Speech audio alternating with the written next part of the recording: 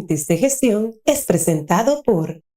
Bienvenidos a Mentes de Gestión, el espacio creado y desarrollado para hablar sobre los sistemas de gestión, auditorías, certificaciones y las mejores prácticas para agregar valor a las empresas. Arismendi Espinal, un servidor, y me acompañan como siempre mis colegas, mis amigos, Marco Alfao, José Abreu y Alexis Parra. En el día de hoy tenemos nuevamente una invitada de lujo, una persona que ya ha estado con nosotros anteriormente y es nuestra querida amiga Ana Cristina, que va a estar con nosotros hablando hoy. ¿Adivinen de qué?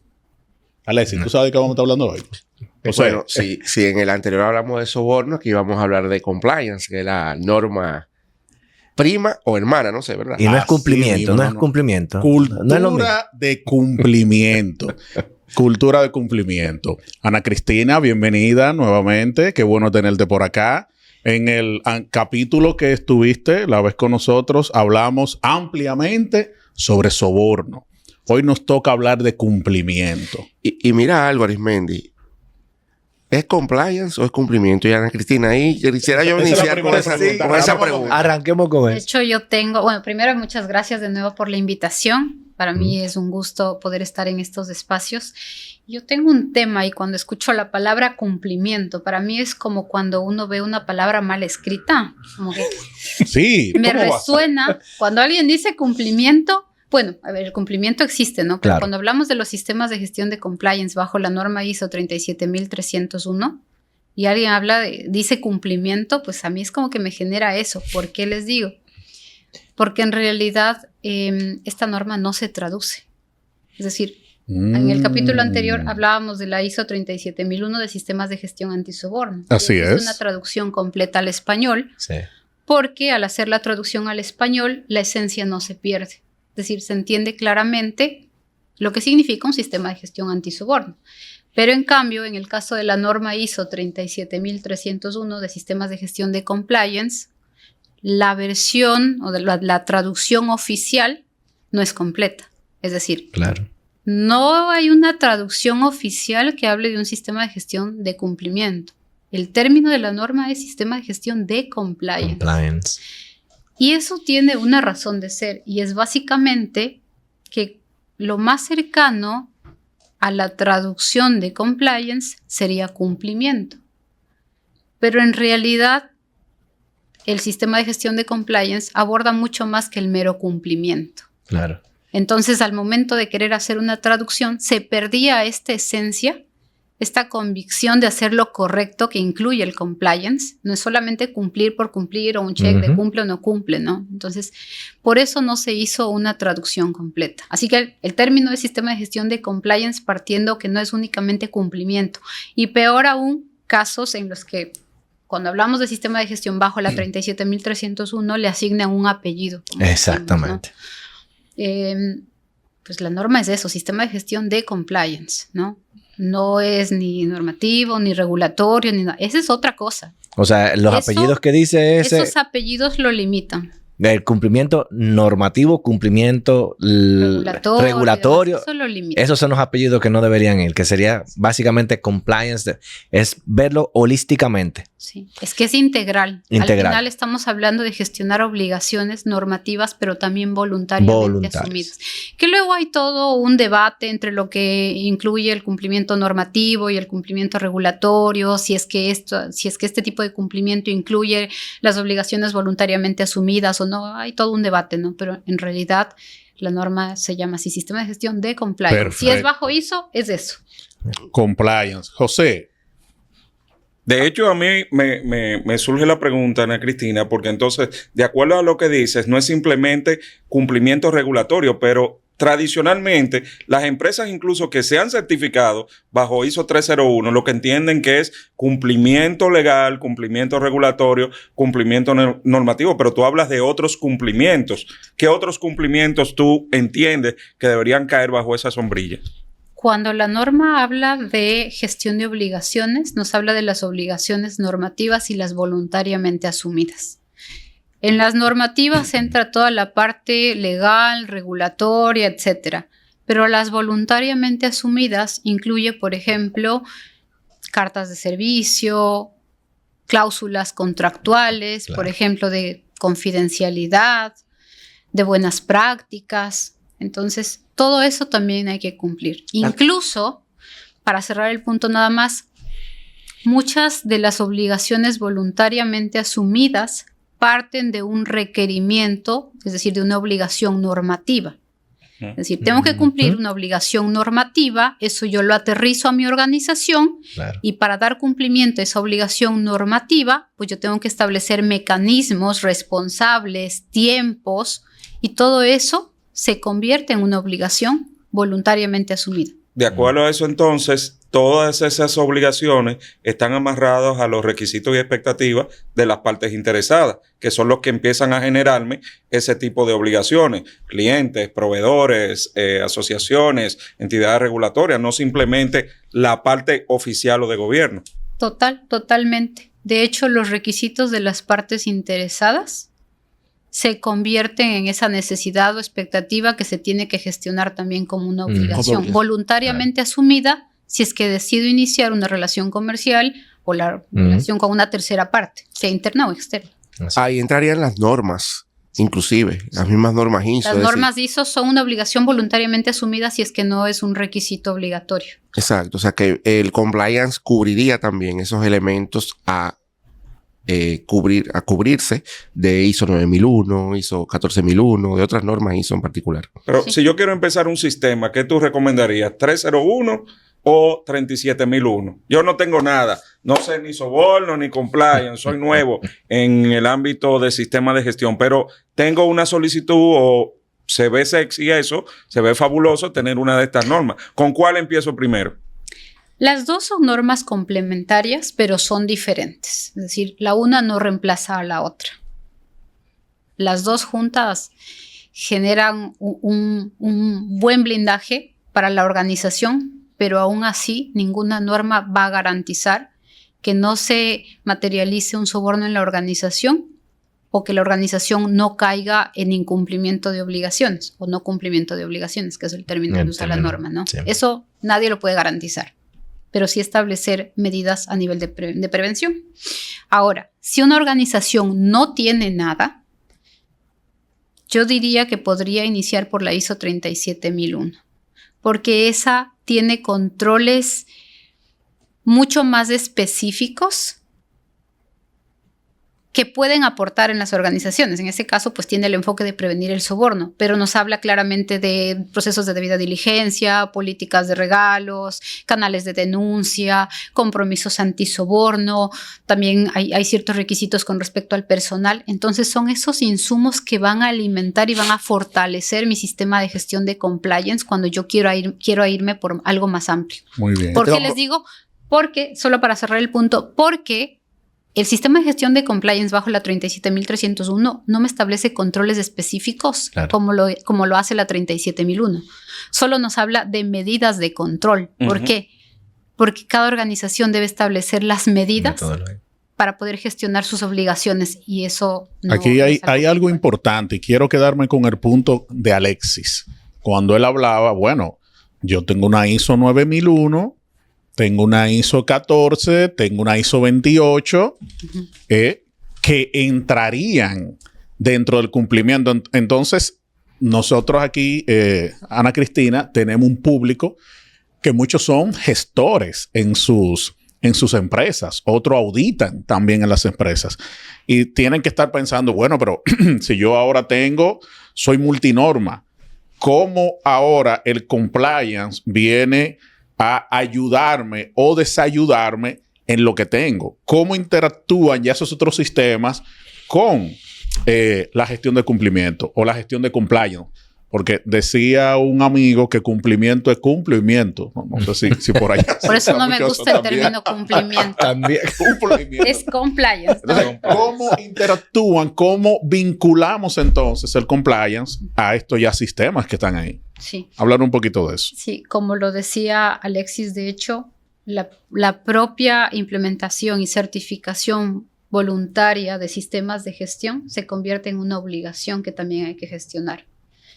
Entonces yo para cumplir la obligación lo que tengo que hacer es mantener mis sistemas. Es decir, si yo ya me comprometí como organización a tener un sistema de gestión de calidad, de medio ambiente o el sistema que sea, pues esa es la obligación. Y eso se gestiona bajo esa norma ISO. Es decir, la 37301 no reemplaza esas normas. ¿Y qué Esa se adiciona mantiene. entonces? Porque no veo cómo Lo que adiciona es la No. gestión de la obligación. la gestión de la obligación. Sí, la obligación yo la cumplo con el mismo marco de la norma Ujú. que estoy asumiendo voluntariamente. En este caso, la de calidad, la de ambiente, la que sea. Eso lo hago por la norma. Pero cómo yo gestiono que esas obligaciones se mantengan en el tiempo, pues eso sí lo podemos hacer bajo la 37301, donde hay que identificar las obligaciones relevantes de la organización. Hay que identificar los potenciales riesgos a los que puede estar expuesto en caso de no cumplimiento. Por ejemplo, Ok. si el tener un Bien. sistema de gestión de calidad es una exigencia para operar con determinado cliente, pues el riesgo de dejar de mantener este sistema de gestión puede ser que simplemente ese cliente ya no quiera tener relaciones comerciales conmigo. Entonces hay que identificar ese riesgo y hay que establecer medidas para evitar caer en no cumplimientos. Entonces va como que desde este otro sentido, ¿no? Como Ok. que complementa, o sea, yo diría que como un elemento que sirve de capa de protección a esa obligación ya, como tú dices, voluntariamente asumida, que yo tengo cuando me certifico con esa otra norma. O sea, es como un blindaje al sistema. Está bastante interesante verlo de esa perspectiva. ¿Esta norma nos forza a tener valores o aprovecha los valores que ya tiene la organización para expandirlos, mejorarlos? ¿Cómo lo percibes esto? Yo creo que la norma primero establece una estructura de cumplimiento que tiene que ser clara, que tiene que ser formal, que incluya políticas, procedimientos, donde se establezcan pues, los pasos a seguir, los cumplimientos. Pero va más allá de solamente tener una estructura documental, sino definitivamente tiene que ver con que las personas estén comprometidas y tengan esa firme convicción de que aplicar o vivir el día a día los lineamientos establecidos en papel, pues es lo correcto, ¿no? Es decir, tener esa convicción de no cumplir solamente por el miedo, por la multa, por evitar la sanción, sino también incluye el que las personas se sientan comprometidas con cumplir las cosas porque eso es lo correcto, ¿no? Y saber para qué aplican cada control. Entonces es una serie entre la estructura de cumplimiento, pero también la cultura de cumplimiento que se desarrolle en las organizaciones, que tiene mucho que ver con valores también. Ya, perdón. Sí. Pues, Ana Cristina, mira, hay contextos y hay contextos. En nuestro país existe una tendencia a, incluso por sectores, a tener que llevar el compliance a exactamente lo que solicita una ley. Y eso limita a las empresas, sector financiero, por ejemplo, también el sector público ha hecho iniciativas o ha tenido iniciativas donde enmarca el compliance en un punto en particular.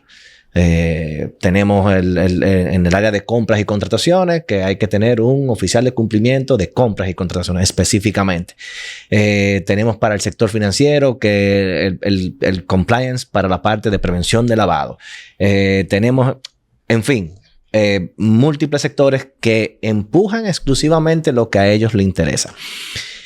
¿Cuál sería el reto para, tanto sector público como sector privado? Porque al final hay obligaciones que yo asumo también de manera voluntaria.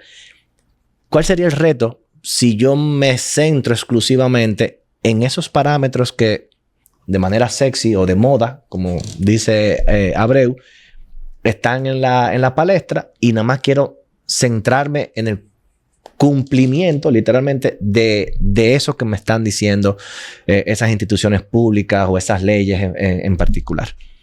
Si es por sistema de gestión de compliance, como decíamos, en realidad no se le puede dar un apellido, ¿no? Claro. Es decir, hay que abordar todas las obligaciones.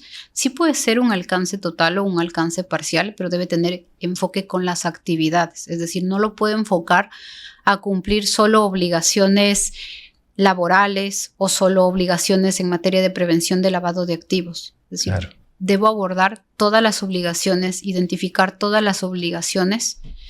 Sí se puede pues establecer criterios de impacto para determinar cuáles son las obligaciones más relevantes que otras, pero no quiere decir que a las obligaciones que pudieran ser quizá menos relevantes las debo dejar de gestionar. Todo tengo que gestionarlo, ¿no? Pero lo que no puede pasar es que me enfoque o como lo limite mucho solo a determinadas obligaciones normativas, porque entonces hablamos de cumplir, pero no hablamos de un sistema de gestión de compliance. Exacto. Mira, ahora que tú dices eso, yo tenía otra pregunta que quizá ojalá tengamos tiempo a yo plantearla también, pero me surge una inquietud importante con cosas que he visto y es con respecto al alcance del sistema de gestión de compliance.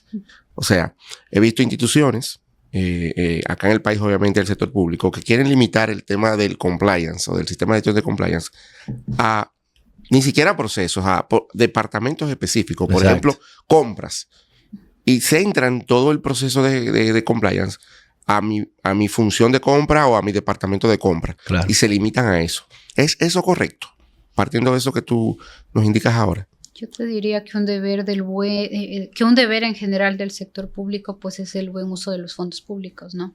Entonces, si tienes un sistema de gestión muy enfocado a un departamento y es más un proceso de apoyo que a la actividad principal o incluso a la más riesgosa, ¿qué tanto te aporta? ¿Para qué lo haces?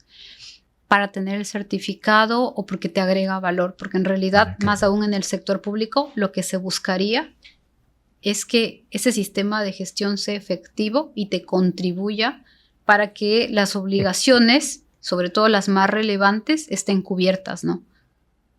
Entonces sí que es verdad que uno de los procesos que definitivamente es sensible es compras, ¿no? Pero pudieran existir procesos misionales que sean aún mucho más sensibles que deberían estar cubiertos por el sistema. Entonces, si vamos a implementar un sistema de gestión, la idea sería enfocarnos a las actividades misionales de la institución, Excelente. donde entre los requisitos pues también se aborda procesos de apoyo como compras, porque forma parte de un todo. Así Sí. es. Ahora la pregunta que tenía originalmente. En este tema de la cultura de cumplimiento que hablábamos ahorita y de la cultura de compliance, la alta dirección, ¿qué rol debe desempeñar? ¿Qué rol desempeña? La alta dirección es el eje clave para un buen mantenimiento, buena implementación y buen mantenimiento de un sistema de gestión de compliance, porque es el primero que tiene que predicar con el ejemplo, que tiene que cumplir los procedimientos, las políticas y también debe promover la participación activa del personal. Si una alta dirección no está comprometida, difícilmente ese sistema de gestión se va a mantener en el tiempo y van a lograr que la institución tenga una verdadera cultura de cumplimiento. Porque regresamos al punto en el que decíamos, el sistema de gestión de compliance va más allá del mero cumplimiento, sino que crea esa firme convicción de las personas en cumplir, en que pues eso es lo correcto, ¿no? Pero si a mí me exigen una cosa como personal y luego el alta dirección incumple todas las políticas, Justamente. ¿cuál es el mensaje que me da? Claro. El ejemplo. Es así. Mira, me llama la atención porque por mi lado trabajo mucho con el sector financiero, sobre todo el sector de cooperativas, y tiene lo que es la gobernanza, sus órganos de dirección y control. Y eso que estás mencionando, solemos decir mucho, yo les digo mucho, que los sistemas de gestión deben funcionar contigo, sin ti y a pesar de ti. Entonces, eso que estás diciendo de establecer estos controles, pero con un enfoque a que todas esas obligaciones se cumplan cuando la alta dirección está abierta y se siente con la capacidad para entorpecer cualquier proceso y decir, bueno, cumplan ustedes, yo lo quiero hacer de esta manera. Ese mismo mensaje que estás diciendo es que hace que el mismo sistema completo y el personal y la cultura empiece a perderse. ¿Cuál sería, en ese caso, el enfoque de cumplimiento o de compliance en este sentido, que la alta dirección debe, emanar, que deba presentar continuamente en ese nivel de gobernanza, porque hablamos y conocemos la parte del liderazgo como el gerente general. Uh-huh. Pero y en estos organismos que tienen un cuerpo de gobernanza, ¿cuáles pudieran ser esas normativas o roles que deberían entonces cumplir? De hecho, en los sistemas de gestión hay algunas normas donde el máximo representante del sistema es alta dirección. Pero en el caso de la ISO 37001 y de la ISO 37301, por la propia envergadura de las normas, establece ya la supervisión o que el sistema debe abarcar también al órgano de gobierno. Es decir, no se queda solo en alta dirección, sino que llega al ente máximo de gobernanza, que es en este caso el órgano de gobierno. Claro. Porque en el caso del sistema de gestión antisoborno, que no es el objetivo de esta conversación, pero, por ejemplo, hay casos donde alta dirección es la misma que está involucrada en el soborno. Entonces hay que ir a una instancia superior para poder reportar si esta persona está involucrada. Básicamente, la norma ya te establece los roles y responsabilidades que tiene el órgano de gobierno y alta dirección, donde alta dirección pues va a ser quien supervise en el día a día el sistema de gestión en conjunto con la función de compliance. Y alta dirección debe reportar a órgano de gobierno, y órgano de gobierno, de hecho la norma establece que también tiene un rol de supervisión, es decir, tiene que estar involucrado, quizá no al nivel, al día a día como lo está alta dirección, pero debe ser parte del sistema. Sí. Y debe demostrar, de hecho esta norma, la ISO 37301, incluye un apartado que siempre se formó parte del sistema, pero no era un requisito auditable como tal, se buscaba elementos, pero ahora la norma ya lo establece como un requisito, que es la cultura de compliance. Claro. La cultura de compliance, y nos habla de asegurar la gobernanza. Eso ya lo establece la norma, justo para asegurar eso, ¿no? Excelente. Que existe esta participación hasta el máximo nivel de gobernanza. Excelente. Tú sabes que cuando yo empecé a escuchar sobre compliance, siempre lo hacía en empresas de ciertos sectores específicos y de ciertos tamaños. Por lo general el sector financiero, la banca, sí, o empresas multinacionales que ya tienen una trayectoria. Entonces, tú que vas de país en país auditando, ejerciendo tus funciones, ¿cómo ves que la región a nivel de Latinoamérica va avanzando en este tema? ¿Se puede decir que hemos tenido un avance, ha ido creciendo o todavía estamos muy en pañales? Lo que yo he visto es que sí ha ido creciendo a nivel público y privado, pero por ejemplo en el sector público se ha visto sobre todo con enfoque a ciertas empresas públicas o a ciertos sectores estratégicos del sector público. En el sector privado sí se ve más desarrollo de sistemas de gestión de compliance, pero sobre todo a ciertos sectores altamente regulados, como el sector financiero o multinacionales, donde muchas veces el implementar y certificar un sistema de gestión de compliance está dado por un requisito de su casa matriz. Y esta casa matriz, en muchos casos, implementa estos sistemas por requisito normativo de ese país. Le dice, tienes que implementar tu sistema y pues también asegurarte que tus filiales estén dentro de los controles. Entonces, pues muchas lo que hacen es decir, yo como principal implemento mi sistema y todas mis filiales también lo hacen. Entonces, sí que en la práctica lo he visto más así, más con ese enfoque de multinacionales o altamente reguladas. ¿Qué tendencias, Ana Cristina, pudiéramos proyectar en términos del crecimiento de esta norma y su aplicación práctica a nivel de empresas que no sean ni multinacionales ni empresas públicas, sino que sirva para todo tipo de empresas? Algo que también he visto, por ejemplo, y esto es un caso real, tuve la oportunidad de auditar un cliente que era una multinacional que por el mismo desempeño de sus actividades y demás, tenía mucho contacto, mucha interacción con socios de negocio pequeños, proveedores pequeños, pymes. Entonces, ellos no tenían los recursos para implementar todo un sistema de gestión de compliance y demás, pero lo que hacían es que esta empresa, para hablar el mismo idioma y mantener esa cultura de cumplimiento, lo que sí es apoyar a estas empresas más pequeñas. Es decir, Claro. de hecho generaron era un proyecto que era como una escuela como una escuela formativa para sus socios de negocio pequeños, donde les ayudaban con ciertas pautas para diseñar una política de compliance, un código de ética, porque algunas no tenían ni un código de ética. Entonces, poco a poco, si bien es cierto, quizá en las más pequeñas no hablamos de que implementen ya un sistema de gestión de compliance, sí se ve tendencias a reforzar controles, a poner la casa en orden. Entonces, poco a poco, pues eso a futuro pudiera desarrollar un sistema de gestión una estructura más robusta para que puedan iniciar una implementación de un sistema. O que puedan llevarla a una certificación, si es el caso.